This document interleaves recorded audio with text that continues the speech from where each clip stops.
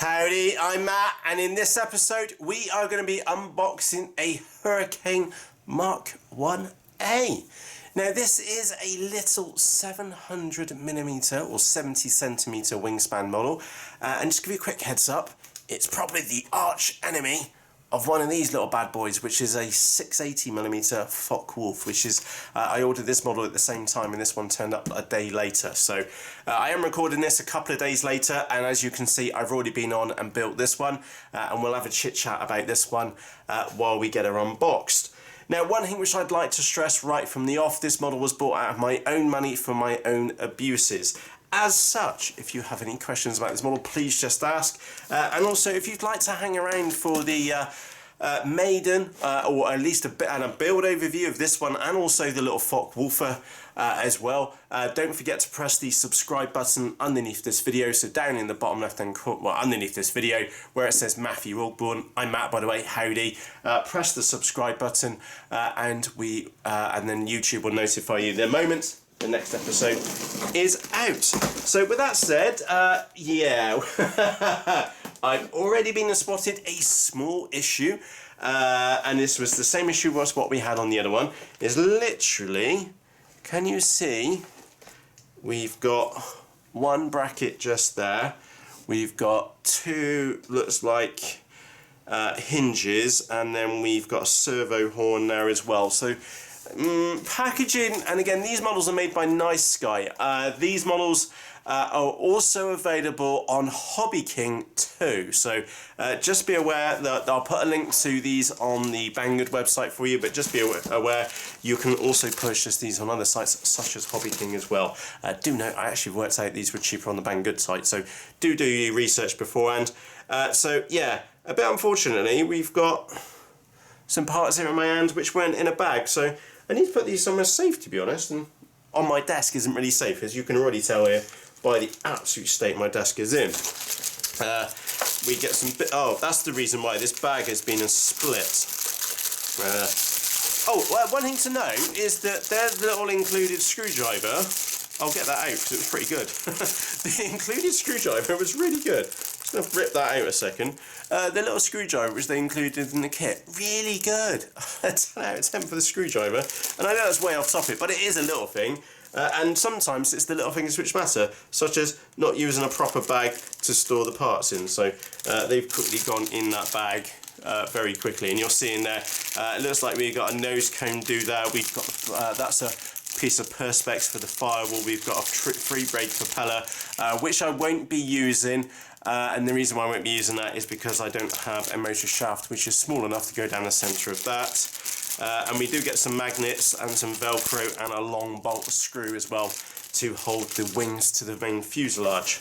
So let's get these out of the way. Oh, some more bits which are falling out. That is the little bracket which holds the bottom of the wings to the fuselage. And we do have a pretty cool little nose cone. Unfortunately, I won't be able to use this nose cone because I don't know if you can, well, let me zoom in a second and you'll be able to see. Can you see on the end of there?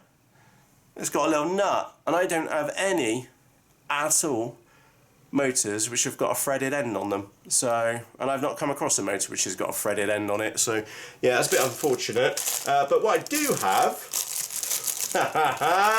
good boy, Matt. I've just noticed, literally on my desk, I got some of these Gem Fan nose cone. That's right, it's by complete fluke. I've got one of those. It's only set up for a two-bladed prop. So maybe not. Again, let's be honest here, right? I know absolutely not. Well, I know it's a Hurricane, and actually it was the Hurricane which was the aircraft which did the bulk of the grunt work. The Spitfire has got the trophies, like the what the public know, but it was really the Hurricane which did all the dog work in there. And that's as much as I know as far as Second World War models.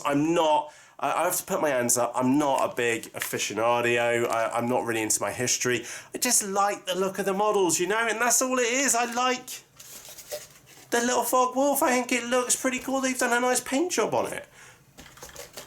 And I like flying models like this. And again, we always hold our final judgment on these models because 9 out of 10 times they all need some form of tweak along the lines. We're all adults here, we know that's just the way that it is, and models do need to get tweaked a bit for them to be become like an acceptable finished product. But that said, it really is how do they fly in the sky, which is the big thing which we should always, and that's why we always hold off final judgment on these models. And actually I can tell you I like this one already. And I'll tell you why I like it more in a moment. What's that blink lump down there? I don't know where that's supposed to go.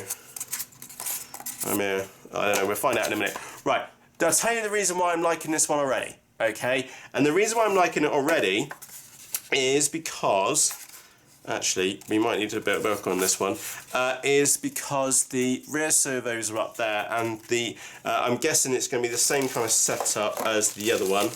Yes, it is, which is a bit bloody awkward. And the reason why it's a little bit bloody awkward is because if I show you the Focke-Wulf, is that in here, or underneath here, there we go. Can you see down in there, you've got the servo pushing the two horns to move the ailerons either side. In fact, why don't I zoom in there so you can see what I'm talking about. See that servo? Absolute royal pain in the butt. And the reason why it's a royal pain in the butt is because it's knackered all that space in there. You can't really put a battery or anything anywhere near it because that's going to be moving backwards and forwards, which is a complete waste of space inside the fuselage. So yeah, simple idea because you've only got a single servo in there, but on the flip side it's completely knackered like 50% of the fuselage area. So yeah, quite frustrating on that one. And it looks like they've kind of got over it on that one. But we'll take a look in just a moment. So we've got the fuselage. There's quite a lot of weight in the nose of this. I don't know why we've got some... Ah, look! Right. Now, this is one of the issues which I've got with this one and the Focke-Wulf on the side, is that I strongly suspect, and like I said, I'm no aficionado when it comes to... I just like the look of these models. One thing which I'm guessing what's happened is they have made these models historically correct, okay? And in the original Hurricane is that you had a huge, great big Merlin engine, and if you've ever seen a Merlin engine is the size of a small car. They are absolutely massive, and if you can imagine a huge, all that nose, basically that whole nose area in here, besides the subframe, is all engine. And what that means is that it was very easy for them to have a very stubby nose on them. So this one is probably historically accurate. However, from a modeller's point of view, it would have been really nice if they pumped out this nose maybe by an inch, because it would be much easier for you to hit the centre of gravity. Hence, why inside we've just been and found two great big nuts in the nose, because they know that even by the time you put a motor in the nose, you'll still have to add a unload of lead to get this thing to hit CG. Now, I don't know the CG off the top of my head. There's a manual in there. The CG on the other one was 5 centimeters from the leading edge. This one is probably not far off that. Maybe it's always like a third of a wing. So yeah, just go careful of that. It might even be worth mocking up the model first with the motor in it to see if you're going to hit CG, to see if you need to add even more lead to the nose. That said, I do like the construction of these. Now, let's be honest here, it is EPS foam, and on the scale of 1 to 10, EPS foam is utter crap. Genuinely, I'm sure with the white foam you're used to EPO foam, or maybe on like Flying Wings or Wildcat models you're used to EPP foam. Those two foams are much tougher than this, which is EPS. It's a very small, very fine foam, and it does make fantastic snow when you smash it in the ground. So hopefully that is going to focus there. I don't know how well that's coming out. I wonder if I can bring that fuselage. The foam itself is very small little bubbles of styrene, which they've got in there. And unfortunately, when it does break, it will make a clean break, but do expect foam snow. Okay, that's just the reality of it is. So I wouldn't say that they're very easy to build. Okay, they're not complex or anything like that. They're only like a 4 or 5 on the scale of complexity. There's no odd processes which are needed, but they do require an intermediately skilled pilot. These are not a beginner's model. They won't last you 5 minutes. So yeah, these model like this, and also the Focke Wulf over there to the side, this is definitely an intermediate model. This is more like a 3rd or 4th RC model in your arsenal. So just be 100% aware of that one, because they are known to be dirty little tip stallers, which is generally my view on most Warbirds, to be frankly honest. Tail fin, you will need to cut out the either end on there. Really straightforward. So it's a flat fin, and should just literally just poke through. Oh, that's going to be fun. Oh, always good fun. The reason why I'm saying good fun, that fin will physically not fit in the hole which they've been provided down the back. Now, how do you get around to that? I'm going to say you've got your elevator fin, and that needs to go in there, and that's just too wide to fit in that hole. Remember those 2 little hinges which we had earlier? What you do, you cut off the tail, off the back, up there and off the top, replace that, and then you put in your little hinges in there, glue the hinges in, again put your mechanism there on the side, again assuming that you want, well, to be honest, you've got no choice other than to do that. Again, if you want a rudder, I assume most people would want a rudder on their little model, and that's how you get the elevator fin in, is that it won't fit in like that, but you have to cut the tail off. So give you a heads up on that one. Let's take a quick look at those wings. Unfortunately, my wings do look quite beaten and battered. Again, as we saw, this was a sealed box. It's still sealed on that side underneath there. The only reason I opened it up the wrong way around is because it's got my address details on there. Unfortunately, it has seen better days in transit. So I will send this video to Banggood, make a point that the packaging was pretty crap, to be honest, and the reason why I'm saying it's crap is because they've just relied upon the manufacturer's packaging, and as we've just been and worked out, it's obviously not good enough. So we do have some damage on the right wing, and the 2 little fins back here have been damaged as well. Looking on the top is fine, okay. The top paint scheme is fine. We've got a little plastic clip in there, which that must tuck in the nose. The way which this works, I don't know if you've seen this setup before, but basically you put your servo in there, and you also, in this box here as well, you have 2 control rods which go down and then poke up through the bottom of the wing here, and then you've got a single servo in there with an arm off on both sides, and it twists, and then it'll bring up both of the ailerons either side. And also a massive tip for you, those of you who have never flown a Warbird before, these are known to be very, very sensitive on the ailerons, so make sure you have very, very little movement in there. You do not need a lot of movement in on an aileron or a surface like that, on number 1 on such a small model, but number 2, that's where, if you look at your aileron, that's where it's going to have like the maximum impact on the pitch, on the roll of the model. So only small movements, don't need wild movements at all, and plenty of expo as well. Also, a little tip for you too is that you can put some washout in there, and what I mean by washout is that if you set, so this aileron surface is actually up a touch, so that it provides some washout, and that will help with the tip stalling characteristics of a Warbird. Now, also in the box we do have a manual. Again, the only bit which I'm after is the C of G. Does it say on there, wingspan, flying weight, motor? Now these are suggested for 2S batteries, which I'll be frankly ignoring. And yes, 5 centimeters from the nose. Very, very basic instructions, to say the least. It's got more things about safety instructions and stuff. The actual put together is pretty minimal, because it is a relatively straightforward build. It's just that odyssey with the tail fin. And I'll tell you what, let's go and see if we can put this thing together so you get an idea of what it could look like. Now, obviously I won't put my tail fin in because it requires me to cut the rear end off it. So let's have a quick look in there. I still don't know what that, that bottom block, that makes sense.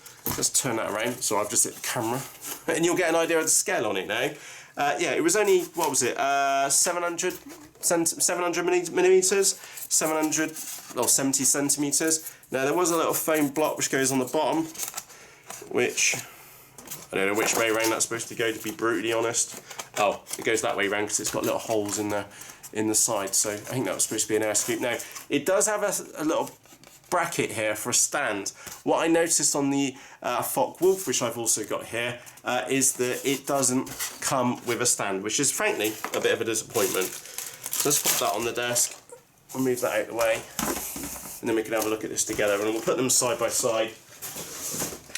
There we go. So that is the Hurricane. I believe it's the Mark 1A. I will put a link to this model in the video description for you. And there is the Focke-Wulf as well. I'm just going to put them on top of each other. This one was supposed to be 20 centimetres bigger. But to be honest, just doing it like for like at the moment, is that they both look about the same wingspan. I wonder if it's because this one's got more dihedral in the wings itself. So yeah, really straightforward build. They are really simple to build. That section will come up here. Now, I don't know what we're going to do about the battery, because we've only got a small space for the battery to go up underneath. In fact, why don't I take this apart like so, and you'll see what I mean. You've only got like a small space up here for the battery to sit into, so I may have to just go with 2S on this one, because I'm thinking one of the little 1000 2S packs would be perfectly good for that, for this model. Not really sure on what motor I'm going to be putting the nose yet. Well, I stupidly overpowered the other one. I don't know if I'm going to do the same with this one. Probably will, if I'm brutally honest.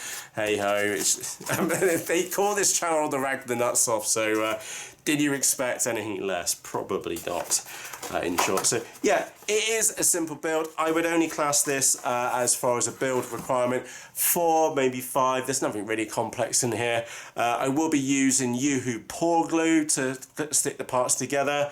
The tail, yeah, we had the bits in the box, you know, it's all pretty straightforward. Yeah, but do keep in the back of your mind, we always hold off final judgment until we get these models in the sky.